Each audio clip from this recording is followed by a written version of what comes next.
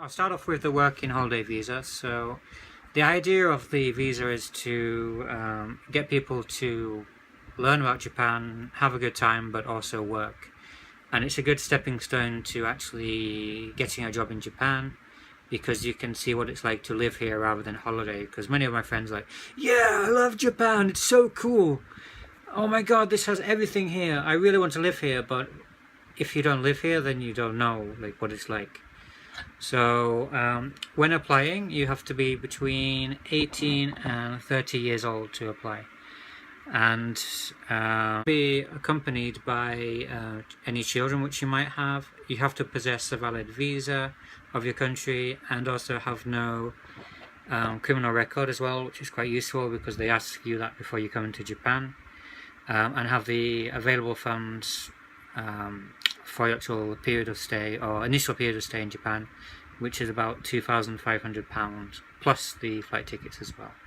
And also be in good health and never have received a Japan holiday working visa in the past.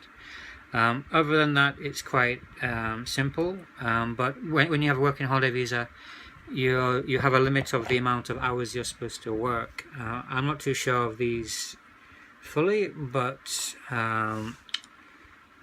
in some cases you can't work as many hours as one of my friends wasn't able to. But in my case, the Japanese company I worked for allowed me to work, or made me work, like normal hours. And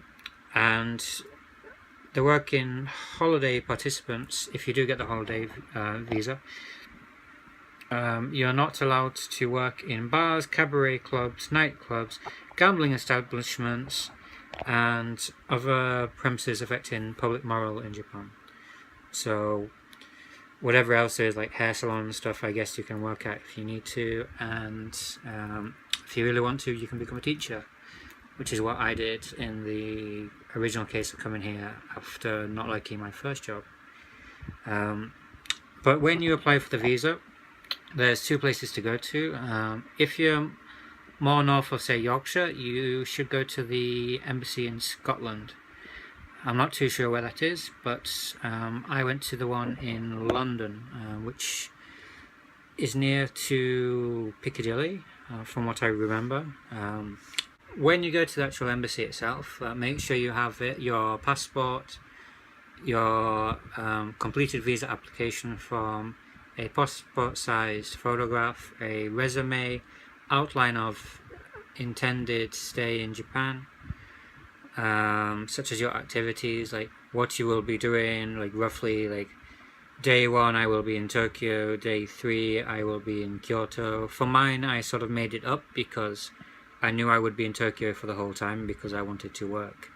But I pretty much said that I'll be going to certain places such as Odawara, which I've lived for the past 2.5 years in, and also go to Osaka, Kyoto, Nagoya, and many other places in Japan.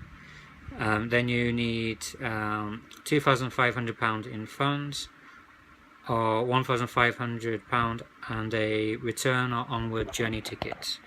But I advise getting the return ticket because when I went to Manchester Airport, I had trouble because the person who tried to check me in wasn't sure if I could stay in Japan or if I'd be turned around, and he was kind of scared for the airline, which kind of made it worse for me because I was worrying about going to Japan.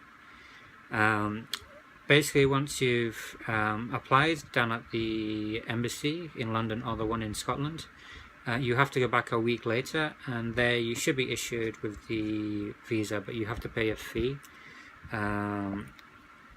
I'm not too sure how much that is right now, but I'll put it right here. So basically, after that, you get your visa, usually in your passport, and you have a certain time period. I think it's about 6 months or maybe a year to apply, but only from the UK, 1,000 people per year can apply for the visas, which usually come out around September, so I've heard. So it's best to apply as soon as you can for the working holiday visa.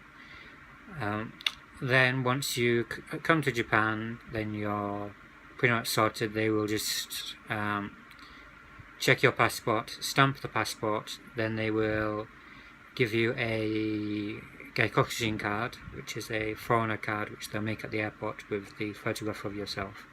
And from there on in, you have 1 year's stay in Japan. If you do decide to leave, you need to get a special re-entry permit. Otherwise, you can't get in and use your working holiday visa anymore.